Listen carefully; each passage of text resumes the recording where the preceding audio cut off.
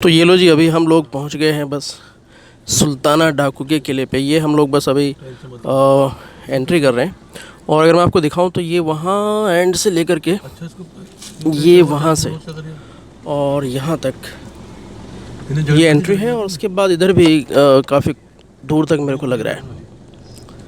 तो पूरा कुछ मैं आपको दिखाऊंगा आज ये किला क्या है सुल्ताना डाकू का, और क्यों सुल्ताना डाकू का इसको किला कहा जाता है, जबकि इसको नवाब नजीबुद्दौला ख़ान ने बनवाया था। इसको पूरी हिस्ट्री आज मैं बताने वाला हूँ आपको इसकी।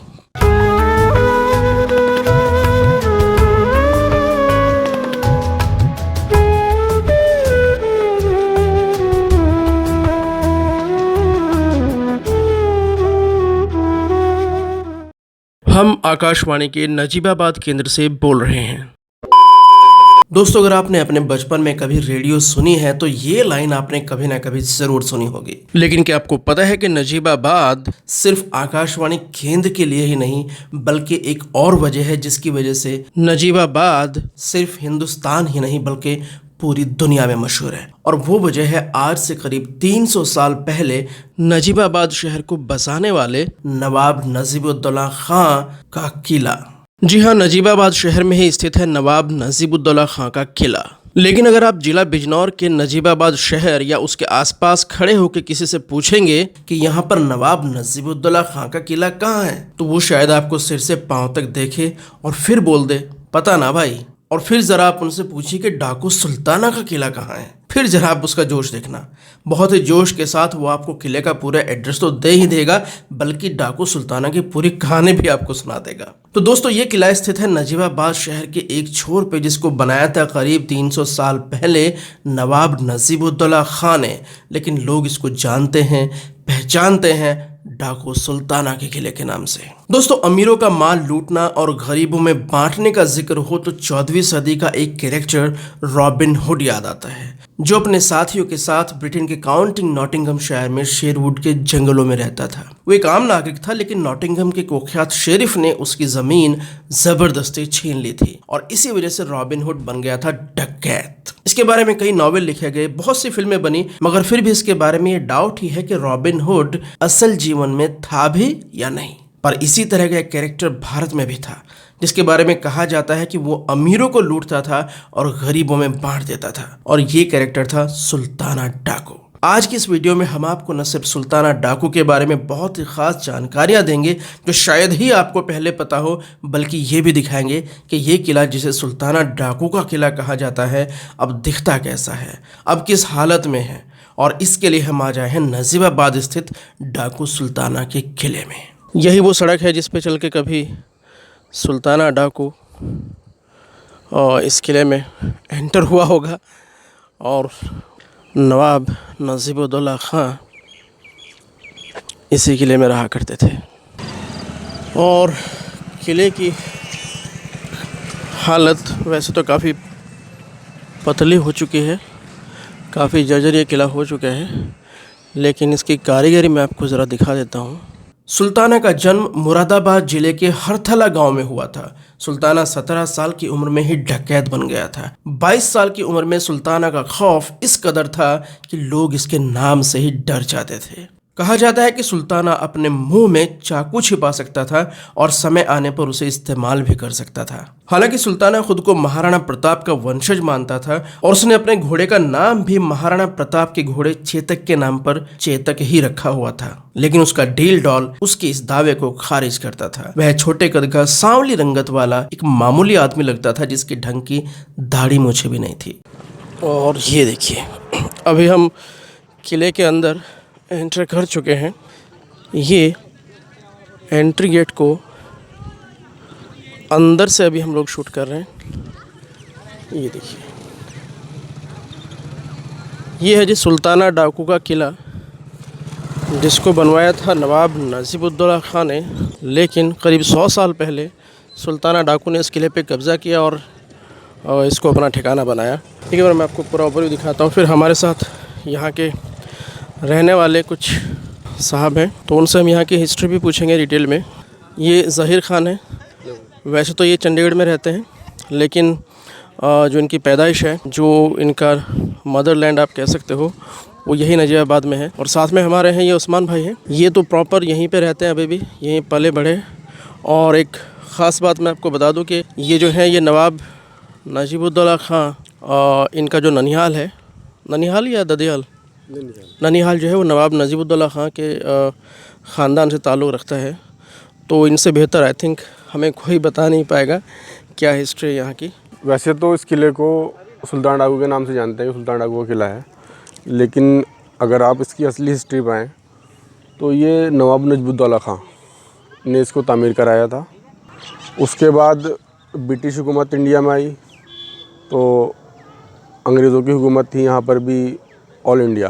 तो उस टाइम एक डाकू थे सुल्ताना डाकू, तो उसमें उन्होंने अपने यहाँ ठिकाना बनाया और बाकी आसपास के जंगलों में नैनीताल, जिम कॉर्बेट की जो जंगल है और इधर जितने भी उत्तराखंड लगता है, ये नजीबाबाद के बाद ये बॉर्डर है यूपी का। तो उसके बाद सुल्तान डाकू ने अपना ठिया बनाया, यहाँ पर अंग्रेज़ों को लूटता था। वो गरीबों का मसीहा थे, लूटा उन्होंने अमीरों को, गरीबों में बांटा है सुल्तान डाकू।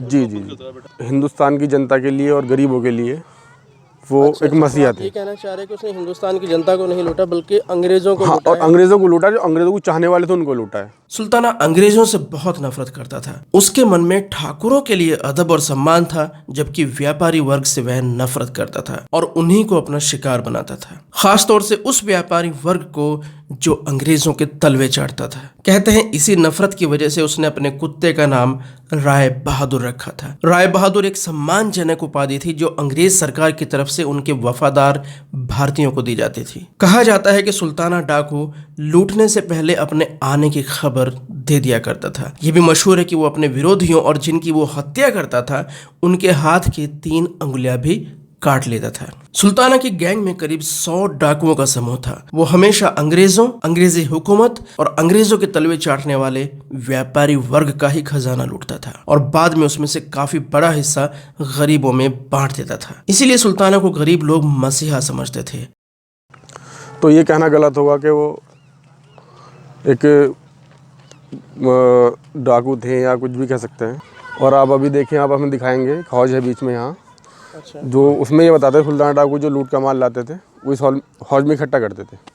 यहाँ के गांव वाले बहुत लाइक करते थे उनको भी, उनको बहुत साथ दिया है, सबकी वो हेल्प करते थे गरीबों की। तो वैसे सुल्ताना डाकू के बारे में सुना जाता है कि वो जंगल में पेड़ों पे रहते थे। हाँ, जिम कॉर्बेट में उन्होंने कहीं छुपने के लिए, जब ब्रिटिश हुकूमत काफ़ी परेशान हो चुकी थी उनसे, तो काफ़ी लोग उन्होंने ब्रिटेन से भी बुलाए थे, खास फोर्स बनाई थी उन्हें पकड़ने के लिए ब्रिटेन से, ब्रिटिश जी। तो उस टाइम खास स्पेशल इंस्पेक्टर उन्होंने बुलाया कि इसको जांच सुल्तान डाकू जांच इसके हाथ में दी जाए। तो उन्होंने अपना ठिकाना कुछ जिम कॉर्बेट के जंगलों में बनाया। नैनीताल तब धनी अंग्रेजों का एक मुख्य ठिकाना हुआ करता था। सुल्ताना नजीबाबाद के जंगलों में छिप जाता और नजीबाबाद से नैनीताल के रास्ते पे अंग्रेजों के काफिलों को अपना निशाना बनाता था। यही नहीं, सुल्ताना ने कई बार माल से लदी रेलगाड़ियों को भी लूटा था। भाबर के पास एक गांव है खूनी बड़। इस खूनी बड़ गांव में एक बड़ का पेड़ था। बड़ यानी बरगद। कहा जाता है कि सुल्ताना लोगों को मारकर उस बड़ के पेड़ पर टंगा देता था, जिससे उसका डर लोगों में बना रहे, और इसीलिए इस गांव का नाम आज भी खूनी बड़ है। सुल्ताना की डकैती और आतंक का यह सिलसिला कई साल तक जारी रहा, लेकिन अंग्रेजों की सरकार थी और वो यह स्थिति ज्यादा देर तक बर्दाश्त नहीं कर सकते थे। पहले तो उन्होंने भारत पुलिस के जरिए सुल्ताना को ठिकाने लगाने की कोशिश की, मगर सुल्ताना के मुखबिर और गरीब देहातियों की मदद से, जो सुल्ताना को अपना मसीहा समझते थे, अंग्रेज सरकार अपने इन इरादों में कामयाब नहीं हो सकी। इसके बाद अनेक ब्रिटिश ऑफिसर उसको दबोचने के काम में लगाए गए, लेकिन कोई भी सफल न हो सका। आखिर में अंग्रेजों ने सुल्ताना डाकू की गिरफ्तारी के लिए ब्रिटेन से फ्रेडी यंग नामक एक अंग्रेज पुलिस अधिकारी को भारत बुलाने का फैसला किया। जैसे डॉन के बारे में कहा जाता है कि डॉन को पकड़ना मुश्किल ही नहीं नामुमकिन है, ऐसे ही सुल्ताना डाकू के बारे में भी कहा जाता था कि उसको पकड़ना मुश्किल ही नहीं नामुमकिन है। तो फिर ऐसे कैसे पॉसिबल हुआ कि सुल्ताना डाकू को पकड़ लिया और फिर उसको फांसी भी हो गई? हाँ, ये नामुमकिन था सुल्तान डाकू को पकड़ना। उनकी ही टीम में एक गद्दार पैदा हो गए थे, जिनको अंग्रेज़ों ने देखा, अपनी टीम में शामिल किया, उनको लालच दिया और उन्हीं के थ्रू सुल्तान डाकू को मरवा दिया गया। फ्रेडी यंग एक बहुत ही तजुर्बेकार और तेज तर्रार ऑफिसर था। फ्रेडी यंग ने भारत पहुंचकर सबसे पहले सुल्ताना की सभी वारदातों को डिटेल में स्टडी किया, खास तौर पे उन घटनाओं की विस्तृत जानकारी जमा की जब सुल्ताना और उसके गिरोह के सदस्य पुलिस के हाथों गिरफ्तारी से साफ साफ बच निकले थे। फ्रेडी यंग को यह समझने में ज्यादा देर नहीं लगी कि सुल्ताना की कामयाबी का राज उसके मुखबिरों का जाल है, जो न कि सिर्फ आम आदमियों बल्कि पुलिस डिपार्टमेंट तक फैला हुआ है। उसने पता लगाया कि मनोहर लाल नामक एक पुलिस अधिकारी सुल्ताना का खास आदमी है, जो सुल्ताना की गिरफ्तारी की हर कोशिश की खबर उस तक पहुंचा देता है। फ्रेडी यंग ने सुल्ताना को गिरफ्तार करने के लिए बड़ी होशियारी से योजना बनाई। सबसे पहले तो उसने मनोहर लाल का ट्रांसफर एक दूर के इलाके में कर दिया। फिर नजीबाबाद के बुजुर्गों की मदद से सुल्ताना के एक खास व्यक्ति मुंशी अब्दुल रज्जाक को पैसे और ओहदे का लालच देकर अपने साथ मिला लिया। सुल्ताना के छिपने की जगह नजीबाबाद के पास स्थित एक जंगल था जिसे किजली बन कहा जाता था। यह जंगल बहुत ही घना और जंगली जानवरों से भरा हुआ था। उसके रहने की जगह जंगल के ऐसे घने इलाके में थी जहां दिन के समय में भी सूरज की रोशनी नहीं पहुंचती थी। और इसी वजह से फ्रेडी यंग ने जिम कॉर्बेट को अपने इस मिशन में साथ मिला लिया, क्योंकि सुल्ताना के बाद अगर जंगल को कोई अच्छे से जानता था तो वो था जिम कॉर्बेट। फ्रेडी यंग ने मुंशी अब्दुल रज्जाक की सूचना की बुनियाद पर सुल्ताना को चारों तरफ से घेरा तंग करना शुरू कर दिया। एक दिन अब्दुल रज्जाक ने सुल्ताना को एक ऐसी जगह बुलाया जहां पुलिस पहले से ही छुपी हुई थी, और सुल्ताना जैसे ही रज्जाक की बिछाए हुए जाल तक पहुंचा तो सैमुअल पेरिस नामक एक अंग्रेजी अधिकारी ने उसे अपने साथियों की मदद से काबू कर लिया। ऑपरेशन को फ्रेडी यंग लीड कर रहे थे, जिन्हें इस कारनामे के बाद तरक्की देकर भोपाल का आईजी जेल बना दिया गया। यहाँ के जो नजीबाबाद के विधायक हैं और यहाँ के जिसके अंडर में लगता हो गांव प्रधान के या चेयरमैन के, उनको इस पर ध्यान देना चाहिए इसकी मेंटेनेंस के लिए, क्योंकि ऐतिहासिक हिस्ट्री शायद हमारे ज़िले में ऐतिहासिक प्लेस ऐसा कोई है नहीं, ये है तो उसकी मेंटेन करके रखना चाहिए। बचपन में हम आते थे बहुत कुछ, सब धीरे धीरे ख़त्म होते चला। दीवारें बची है, दीवारें भी टूटना शुरू हो गई हैं। किले में दीवारें तो मुझे दिख रही है, पर अंदर कोई रहने के लिए यहाँ पे कुछ नहीं, सब खत्म हो चुका, सब खंडर हो गया इसको। तो पहले इसमें रहने के लिए कमरे वगैरह कुछ थे? हाँ, सब मस्जिद हुआ करती थी उधर। आज जी मस्जिद की शायद हौज बाकी है जहाँ वज़ू करते थे लोग। पर कुछ ये बताते हैं गांव के लोग, यहाँ कुछ सफ़ेद भी देखी गई है मस्जिद की जो मिट चुकी है यहाँ से, ऐसा सुना है हमने। अभी हम लोग जा रहे हैं हौज की तरफ, और थोड़ी देर में हम आपको दीवारों के ऊपर भी चढ़ के आपको दिखाएंगे कि क्या हालत अभी दीवारों की हो चुकी है और कितनी चौड़ाई है दीवार की और किस तरह से इन दीवारों को बनाया गया है। ओके, तो ये वो हौज है। हाँ, ये वो हौज है जहाँ अक्सर सुल्तान डाकू सुनने में आता है सुल्तान डाकू ने अपना खजाना ही डाला है। अच्छा, तो कभी आपने ढूंढने की कोशिश नहीं की? काफ़ी सुनते हैं, काफ़ी लोगों ने की है कोशिश, अंग्रेज़ों ने भी की है, लेकिन उनको मिल नहीं पाया। तो ये है वो सुल्ताना डाकू के किले की हौज़, जिसके बारे में मशहूर है कि सुल्ताना डाकू का सारा ख़जाना इसी हौज़ में कहीं दफन है।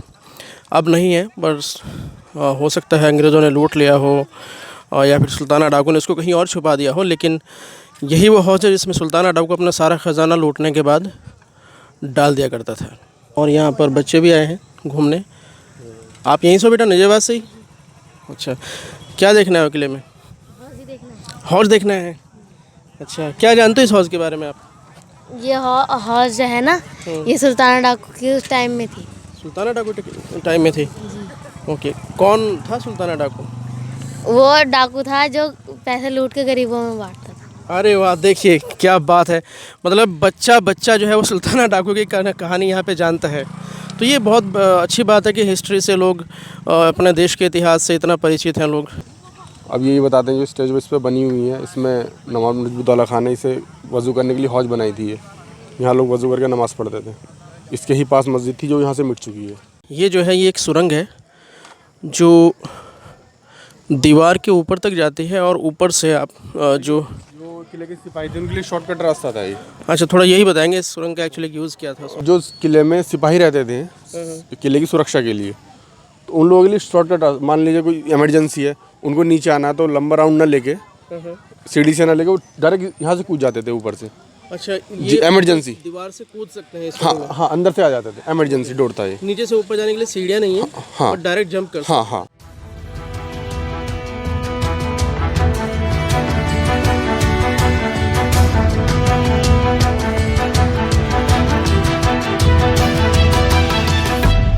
और दीवार के ऊपर जाने के लिए जो रास्ता है वो किले के मेन गेट से ही है। ये यहाँ पे सीढ़ियाँ हैं।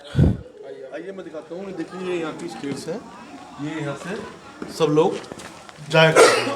ओके, तो दीवार के ऊपर अभी हम लोग जा रहे हैं। हाँ, इसके ऊपर जा रहे हैं। ये पत्थर की बनी हुई है, ये पत्थर से सारा जो स्टेयर्स बनी है ईंटों की नहीं है।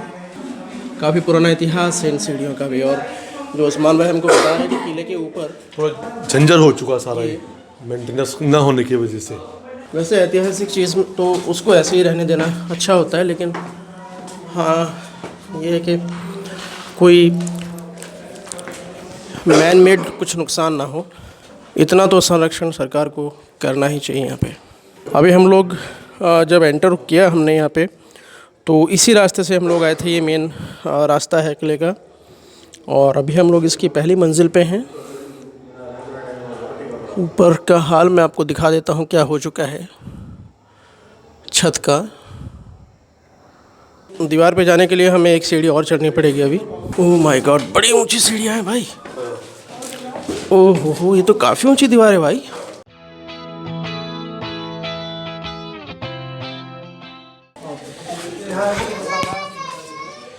ये जो किले का मेन गेट है ये उसकी छत है। ये जो आपको होल दिख रहे हैं ये दरअसल किले की सुरक्षा के लिए गार्ड रहते थे। ये आप इधर से देखिएगा, ये आपको दिख रहा हो पार तो यहाँ से उनकी बंदूकें, हाँ बंदूकें तोप वगैरह सुरक्षा के लिए। और इधर से ये दरवाजे का अंदरूनी हिस्सा है जो किले की तरफ खुलता है। बाहर की तरफ हमने देखा वहाँ पे तोपें या फिर बंदूकें रखने के लिए कितनी छोटी छोटी जगह बनाई थी। और यहाँ पर ये कुछ विंडोज़ मुझे दिख रही हैं, ये साइज़ में थोड़ा बड़े हैं क्योंकि ये किले के अंदर खुलती है। फैज़ान अब्बासी, माय लव शगुफ्ता, हमारी अधूरी कहानी, खुदा करे आपकी कहानी पूरी हो जाए भाई।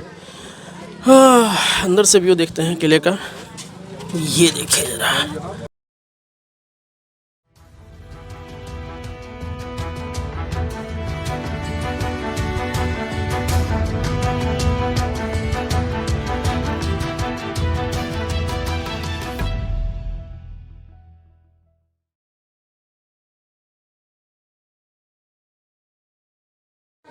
और अभी हम लोग जा रहे हैं, एक्चुअल में जो दीवार है इसकी उस पर, ये देखिए दीवार, ये देखिए आपको दिख रही है ये भी दीवार और ये भी दीवार। अच्छा, एक ख़ास बात मैं आपको दिखा दूँ ज़रा दीवार की। ये दीवार दो हिस्सों में बनी है। एक दीवार जो है ये करीब 5 फीट ऊपर उठा के बनी है, इसकी भी अपनी एक चौड़ाई है काफ़ी। और एक दीवार जो है वो ये इधर ये दीवार है। तो इसका फ़ायदा क्या होता था कि जो सैनिक हैं वो इस दीवार पर रहेंगे, यहाँ पर सैनिक रहेंगे, और यहाँ से इधर से इस दीवार में वो निगरानी रख सकते हैं बाहर, और हथियार वगैरह तैनात करके रख सकते हैं। और जो मैंने आपको नीचे एक दिखाया था कि जहाँ से जंप करके आ सकते थे सैनिक, उसके लिए ये इस तरह से यहाँ पर होल्स बने हैं जो डायरेक्टली जो सुरंग नीचे मैंने आपको दिखाई थी उसमें सैनिक यहाँ से इमीडिएटली बहुत ही कम समय में सैनिक यहाँ से नीचे जा सकते हैं। कितने सारे इंतज़ाम सिक्योरिटी के उस टाइम पे भी होते थे किलों में, उसकी एक भानगी है।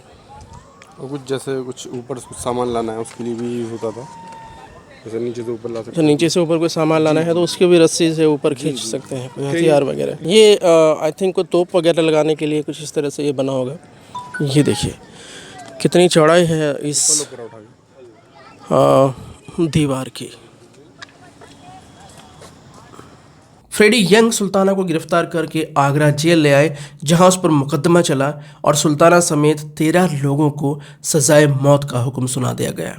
सुल्ताना के बहुत से साथियों को उम्र कैद और काला पानी की सजा भी सुनाई गई, और 7 जुलाई 1924 को सुल्ताना को फांसी के तख्ते पर लटका दिया गया। जिम कॉर्बेट ने अपनी प्रसिद्ध किताब माय इंडिया के अध्याय सुल्ताना इंडियाज रॉबिनहुड में एक जगह लिखा है कि जिस जमाने में सुल्ताना पर मुकदमा चलाया जा रहा था उसकी दोस्ती फ्रेडी यंग से हो गई। फ्रेडी यंग जो सुल्ताना की गिरफ्तारी की वजह बना था, सुल्ताना की कहानी से इतना प्रभावित हो गया था कि उसने सुल्ताना को माफी की अर्जी तैयार करने में उसकी मदद की, लेकिन यह अर्जी सरकार द्वारा रद्द हो गई। सुल्ताना ने फ्रेडी यंग से कहा कि मरने के बाद उसके 7 साल के बेटे को उच्च शिक्षा दिलवाई जाए। फ्रेडी यंग ने सुल्ताना की इस इच्छा का सम्मान किया और उसकी मौत की सजा के बाद उसके बेटे को उच्च शिक्षा प्राप्त करने के लिए इंग्लैंड भेज दिया। शिक्षा प्राप्त करने के बाद वो भारत वापस आया और आईपीएस के एग्जाम पास करने के बाद पुलिस विभाग का एक उच्च अधिकारी बना और वो इंस्पेक्टर जनरल के पद से रिटायर हुआ। जिम कार्बेट ने एक जगह लिखा है, एक डाकू के तौर पर अपने पूरे करियर में सुल्ताना ने किसी गरीब आदमी की एक कौड़ी भी नहीं लूटी। सभी गरीबों के लिए उसके दिल में एक विशेष जगह थी। जब जब उससे चंदा मांगा गया उसने कभी इनकार नहीं किया और छोटे दुकानदारों से उसने जब भी कुछ खरीदा हमेशा सामान का दोगुना दाम चुकाया। सुल्ताना डाकू पे बहुत सी किताबें लिखी गई, नुक्कड़ नाटक और फिल्में भी बनी। 1956 में मोहन शर्मा ने आरडी फिल्म्स बैनर के तले सुल्ताना डाकू फिल्म का निर्माण किया, जिसमें मुख्य भूमिका निभाई थी जयराज और शीला रमानी ने। उसके बाद 1972 में निर्देशक मोहम्मद हुसैन ने भी फिल्म सुल्ताना डाकू बनाई और इसमें मुख्य किरदार निभाया था दारा सिंह ने।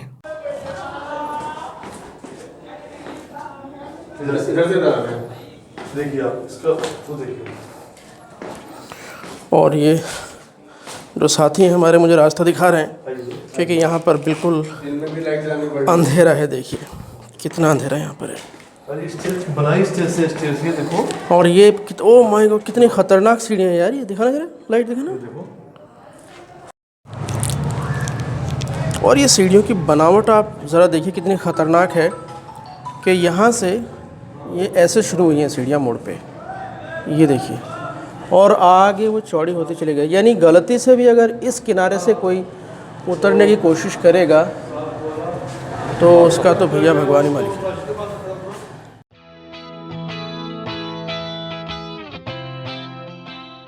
तो दोस्तों देखा आपने, ये है डाकू सुल्ताना का किला, जिसको हालांकि बनवाया तो नवाब नजीबुद्दौला खान ने था, लेकिन उससे ज़्यादा लोग इसको डाकू सुल्ताना के किले के नाम से जानते हैं, क्योंकि शायद यहाँ के लोगों के दिलों में नवाब नजीबुद्दौला खान से भी ज़्यादा अगर कोई हम कहें तो अपनापन है, वो शायद डाकू सुल्ताना के लिए ज़्यादा है।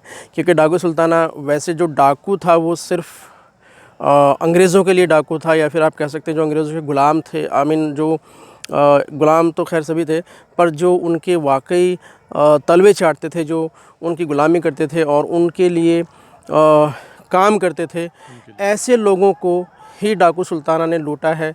और उनसे जो भी लूट के उसने हासिल किया उसको गरीबों में, और जो गरीब हो या अमीर हो, जो देशभक्त हमारे देश के थे, उनमें उसने ज़रूरतमंदों में बांट दिया। तो इसीलिए डाकू सुल्ताना को यहाँ के लोग डाकू नहीं मानते, बल्कि उसे एक मसीहा मानते हैं। वो डाकू था सिर्फ अंग्रेज़ों के लिए, हिंदुस्तानियों के लिए नहीं। तो दोस्तों वीडियो अच्छी लगी तो प्लीज़ को लाइक ज़रूर कर दें और अपने दोस्तों में शेयर भी करें, ताकि उनको भी पता लगे कि डाकू सुल्ताना के किले का इतिहास क्या है। और अगर इसी तरह की और भी आपको नॉलेजेबल वीडियोज़ देखनी है तो प्लीज़ चैनल को सब्सक्राइब भी ज़रूर कर लें। तो थैंक यू दोस्तों, थैंक्स फॉर टाइम, और मिलते हैं फिर कभी से किसी और अगली वीडियो में। तब तक के लिए जय हिंद, जय भारत।